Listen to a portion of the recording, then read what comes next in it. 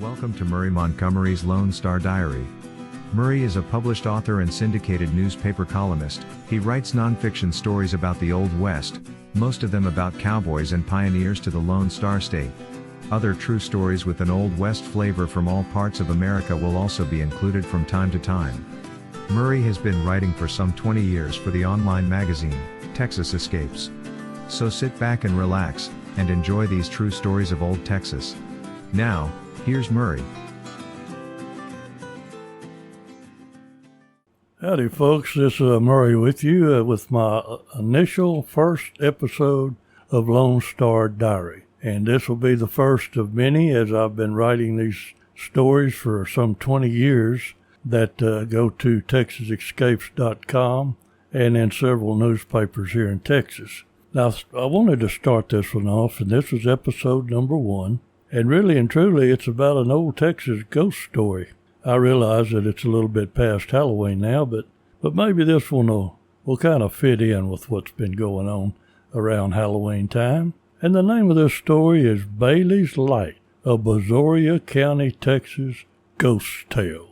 And it goes like this. According to legend, the ghost, carrying a lantern, roams across the flat land of Brazoria County, Texas, at night, constantly searching for a jug of whiskey. The light appears as a bouncing white ball of light floating about 4 to 6 feet off the ground, occasionally making an appearance somewhere between West Columbia and Angleton, Texas. Now, a large number of folks have seen the phenomenon known as Bailey's Light. My family lived in Angleton, and I saw it one night while varmint hunting near the Brazos River. My sister, while yet a teenager, went with some of her friends searching for Bailey's Light. Well, they found it all right. She said it chased them all the way back to Angleton, and I don't think they ever went looking for it again. You know, I guess to understand the temperament of the ghost, you would have to have known a little about him when he was still of this world, humanly speaking, that is. According to the Handbook of Texas, James Britton Bailey was part of Stephen F. Austin's Old 300 colonists. He was born in North Carolina in 1779.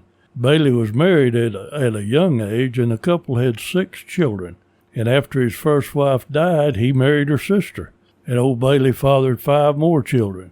Britt Bailey, known as Britt by everybody, moved his family from North Carolina to Kentucky and apparently served in the legislature of that state.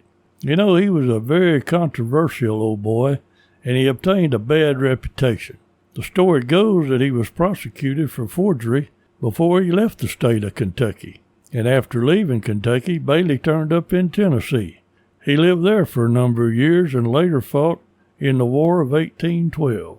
When the war was over, Bailey moved his family and 6 adult slaves to Texas, and he settled on land that would later become part of Brazoria County. And that specific area is now known as Bailey's Prairie. You know, Bailey allegedly bought his land from the Spanish government. After Mexico won its independence from Spain, however, the Mexican authorities reneged on that claim, and they wouldn't recognize his claim that the land belonged to him. And Bailey would not give up his home, even though Stephen F. Austin ordered him to leave the Austin colony.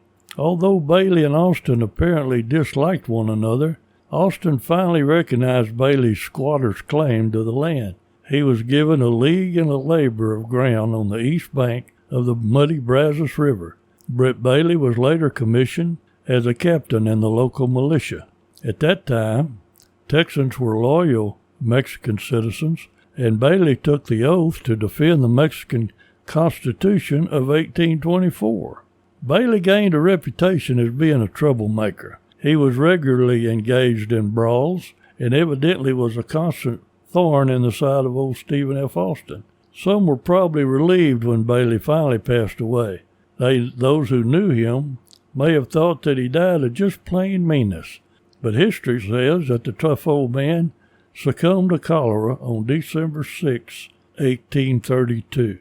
Now, in his will, old Bailey demanded that he be buried standing straight up and facing west. According to the legend, he also wanted his rifle at his side and a jug of whiskey at his feet. I'm sure that the story has been embellished greatly over the years. The way I heard it, the slaves who were digging the grave stole Bailey's jug of whiskey. If that's the truth of it, which I doubt, who could blame them? Heck, if he was that mean, they deserved a drink just for having to put up with him all those years. Nobody knows what causes the light to appear over Bailey's Prairie, but it does exist. I've seen it, and there was an eerie sort of feeling that came with that experience. The visions of Bailey's light has been prevalent in Brazoria County for years, and the folks there are probably convinced that old Britt is never going to find that jug of whiskey. And that's okay. As far as we know, Bailey's ghost has never physically harmed anyone, but scare the heck out of them? Yes, he has definitely done that. So that's the story of the Bailey's ghost. Bailey's Prairie is a flat stretch of land. I lived down in Brazoria County for some 30-odd years, and we used to go varmint hunting on the Brazos River, which wasn't far from Bailey's Prairie. And we would call up these varmints. We'd use these calls, and usually we got coons and coyotes, and every now and then maybe a wolf. But when you're sitting out there in them dark woods on the banks of the Brazos, and you're hearing all them eerie sounds, and then you do like I did, and you turn around and look north, and here comes a bouncing ball of white light across the prairie. I'll have to tell you that just talking about it right now still runs chills up and down my spine. So anyway, folks, I hope you enjoyed this very first episode of Lone Star Diary about Bailey's Light, and we'll be coming up with some more of these. I'm going to try to do them about once a week, probably do them on a Thursday, and they'll be posted on my Facebook page and other places. So if you enjoy Lone Star Diary, please give me a thumbs up.